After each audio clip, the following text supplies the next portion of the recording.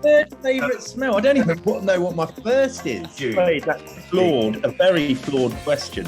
I watch a bit of mindless TV. I don't want to think about anything. I have to have a bit of a wind down. I've never seen an aggressive turkey. Royal Rumble, I'm bigger and heavier than all of them.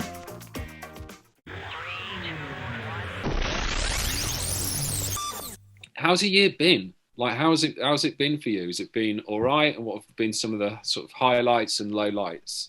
The year's been actually quite good for me, mainly because I don't overthink things. So, yeah, it's been tough. Well, actually, from February onwards, when everyone was talking about what was going on, I kept an eye on it, and I was like wondering how it was all going to pan out. Anyway, we cracked on, and then obviously everything got cancelled very quickly. We were like, I was away about to start a shoot, and that got cancelled, and we rushed back home. And then the next thing you know, literally, we got locked down, and there was a massive air of uncertainty about what was going to be coming up or what wasn't going to be coming up. But it just embraced the quietness of lockdown, I suppose. It did become quite quiet. And then fortunately, everything kicked off again because, you know, I was lucky enough to have people that were very determined in getting stuff done. You know, we had at the Book of Man, we managed to make the second season of the Wild Tales podcast start really, and continued it on remotely like we're doing now. And then we've also managed to get all the SAS stuff away and shot, and I've done mini adventures with Aldo as and when, you know, I've taken myself and the people around me, we've just taken advantage of what we can and can't do. And when we can do something, we've jumped on it mega quickly. It's been a bizarre year with regard to knowing exactly what you're doing. But for me, it's all about just jumping on and doing what you can do when it's allowed. There's always, you know, I am human. There's always like bits of me that think, oh, Jesus, when's this going to finish? It's like, you know, everyone was looking forward to Christmas. We've now been thrown into tier 3. It's just... Yeah. What about your book? How's the book been sort of received and that coming out? Because, you know, again, it feels like at the moment, you're right, it's a lot of chaos. No one really knows what's going on. And I think in such moments, you do look for people and voices and books and things that give you a little bit of instruction of how to sort of handle life and handle situations. So it feels like quite a good time for it. The book was very timely, and it wasn't meant to be. It was a natural progression from Battle Scars. It just so happens, and it's actually, you know, I could sit here and say, oh, it's come out at a great time. It's unfortunate that it's actually timely. Do you know what I mean? Because of the year. Yeah. But it is what it is, and you know, if I was gonna look for that silver lining, which I talk about, then it's a good thing that it's come out now and it's been received well. Yeah. I've got a lot of great feedback. The reviews have been good, which is a massive bonus. But it's weird. People have sent me messages, and I think the people that have read it actually have enjoyed it more than Battle Scars. I didn't think that was going to be the case because I thought it was a bit more of a referencey book, and whereas Battle Scars is there's a story there to follow.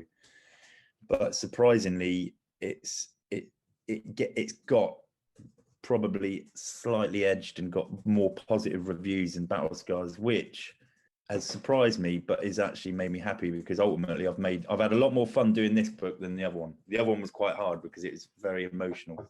This is like the meat on the bones of how I I talk about what my experience was, the emotional journey, but there's not a lot of takeaway from it with regard to, well, you know, what were the actual lessons that you put into practice to get through it all, whereas this one is SAS the show. How, because I mean that came out and then you did Australia. How was which we haven't seen over here yet, but how did you find that over there? Australia was the one. So we were supposed to be shooting it in New Zealand. That got canned right at the last minute. We flew back. Everything was just unknown. Yeah. And we went into lockdown, and then the Aussies, through sheer grit and determination, came up with a plan. and pulled it off and flew us out to Australia. Mm. All their crew had worked hard to make sure that everything was safe. We got quarantined, we created our own bubble, and they delivered an amazing series, and it was really, really enjoyable. And that, in fact, it's done so well over there that the finish of episode 2, bear in mind there's 12 eps in that series, they'd recommissioned the second series already, so it was already flying before the momentum even sort of like catapulted it. So it's done great, and it was an amazing experience, and I'm looking forward to going back out there again. But we came back from a long stint in Oz and had essentially 2 weeks at home, and then we bounced straight back into another Channel 4 SAS, and they pretty much replicated the procedures that were put in place, or came up with their own ones, but it was almost identical to what the Australians had done. Worked hard as well to do that. You know, there was a lot of scrutiny about whether these shoots should go ahead, and you know, I'm sure there were people out there waiting for someone to trip up, and they didn't. We kept it all by the book, and it worked well. So we've got that for everyone to look forward to in the new year. Both two seasons again. So Channel 4's normal one and Channel 4's celebrity one. How did you find doing a podcast? Because I'm quite conscious that a lot of stuff that you do is kind of like you working with teams. There's a bit more of you sort of out on your own, sort of talking to people. I mean, obviously there's people around you, but how have you found that in general? It's funny, you know, when we first did the first season, I was quite anxious about doing it anyway, meeting people in person and interviewing, because I'd never really done it before.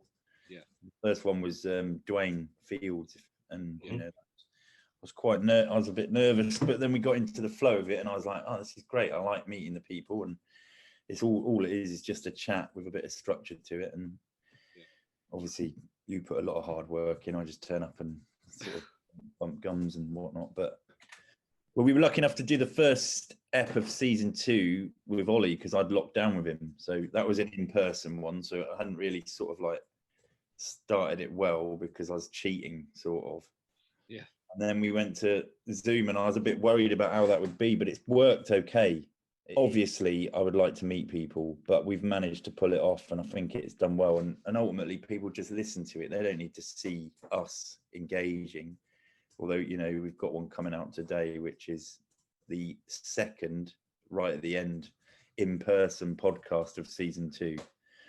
It's done well, and I've enjoyed it. I want to meet people, and it was such a relief to be able to meet Tim, socially distanced, but meet him and have a chat face to face, because I find Zoom, it's like you don't get to see people properly, and your mind works overtime trying to work out whether they're interested in you or not. Whether they're engaging. You can't see what their hands do. You know, it's like, I think it's a lot more stressful than a phone call. I love the way that we've diversified a little bit away from adventure-y type people as well. I think that's been a really, really good thing. Everyone's got a wild tale. It doesn't matter whether it's on the side of a mountain or in the middle of the ocean. It could be in the middle of Clapham Common. I think I've developed better for it. So what piece of advice would you give to a young recruit fox? I would tell him that it's an amazing journey you're about to embark on. There's going to be moments that are very stressful, and it's worth chatting about those moments, you know, not long after they happen, and like expressing and not be afraid to talk to mates about how you feel about certain things, because that would have nipped a few things in the bud early on. Other than that, I wouldn't really change too much at all. What is the hardest thing you've done? Becoming a Royal Marine, leaving the military, crossing the Atlantic, etc. In your mind, what has been the toughest? Leaving the military, dealing with my depression, I'd say. I think that was quite tough. That's the proudest thing I've overcome and achieved, I think, is that, definitely. You seem to be forever on the go. What do you do to chill out and relax? Jump on a Zoom. I get into a pair of pajamas, or I get into my sweatpants. Basically, I don't have pajamas. Get into sweatpants, and I watch a bit of mindless TV. I don't want to think about anything. I have to have a bit of a wind down. For me, it's about watching stuff that is completely removed from what I normally do. So I could watch like a documentary on something that is something that I would, you know, I never do. I never get involved in because it's just an escape. So it's that sort of thing. In a SAS Who Dares Wins Royal Rumble, who wins? Me. Royal Rumble, I'm bigger and heavier than all of them. If you were Prime Minister, what new rule would you introduce? It's almost impossible to implement. It would be understand people better. Stop fucking hating everyone. Wander around town and everyone hates everyone else. Mm-hmm. They don't know them. Why are they so angry? Do you think we should introduce conscription for kids once they finish school? No, because some people do not respond well, and if you're forcing it upon them, that's not fair. That's not what we're about now. We've come past that shit. However, I do believe that it is something that we should be encouraged to certain children, because some kids don't engage at school and they are made to feel shit because they can't come up to scratch with regard to what the curriculum dictates. And that's when you start having young lads. I'm talking about young lads now because that's my experience. But that's when you start having them looking for an identity and they get in with the wrong crowd, especially in inner city environments. And all they want, they're probably actually mega switched on, clever people. Yeah. But because they can't fucking read and write, or they don't got no interest in maths or science, they're told that they're going to fail. So they're the ones that need picking up and somehow encouraging to maybe look at a short-term career in the military, because they'll suddenly realize that they're going to be fucking good at something. Mm-hmm. And they belong to something as well. If money and time were no object, what expedition or project would you like to do, and who would you do it with? Expedition has got to be Aldo. Our relationship is being tested and has stood the test of time. We both trust each other, and I think I would love to travel the length of Africa and understand that continent better, because I think it's a confused continent, but it's also misunderstood. What do you think would win in a fight, a bear or a silverback gorilla? What kind of bear, though? He's been very specific with the primate, but he hasn't been very specific with the bear. A very flawed question. Right, I'm going with the bear of bears, the grizzly. I know some people will say the polar bear, but they ain't never going to meet. So I'm going to go with a grizzly because there's a bit more chance of that happening. And I'm going to say the grizzly because he's got a big old set of claws, and when he's on his hind legs, that gorilla ain't doing shit. The thing with the gorilla, right, if we're going to go a bit more in depth, it's still a primate with its mind is educated. It's got the emotions that we can sometimes see. You know, they've got empathy. They live in groups. You know, they've got families. You know, they're aware of pain, injury. They're a lot closer to us. Where a bear, we can't understand a fucking thing that's going through that head. Mm-hmm. When that thing wants to kill you, it will kill you. A turkey or goose? And what, fights? No. Oh, right. Hey, you've just... I mean, the turkey's big and it's, you know, it makes a lot of noise, but geese are fucking dangerous. I've never seen an aggressive turkey. I do like goose, don't know enough about them, so I've always had turkey. Are you going to be doing any more Meet the Narcos type stuff? That decision's out of my hands. Yeah, I'd love to. It's been written up, but I'm very keen to go the other side, so the Far East. They are literally a world apart in the way they do business. So the accuser in Japan, a completely different version of organized crime to, say, South America. On that side of the world, you know, the cultures are different, which means organized crime probably operates differently because they have to. But on Celebrity SAS, which celebrity has surprised or impressed you the most? Same answer every time, Wayne Bridge. But I'd say AJ was actually very impressive. I thought she was going to last all of about 6 seconds, And so it's in a surprising way, probably her actually. But on the podcast, is there a response to a question that surprised you the most, and why? The guest that surprised me most in the way that he approached it was Vigo. He was obviously very busy. He looked like he'd done an awful lot of interviewing over the last God knows how many days. And then he opened up and I was like, wow.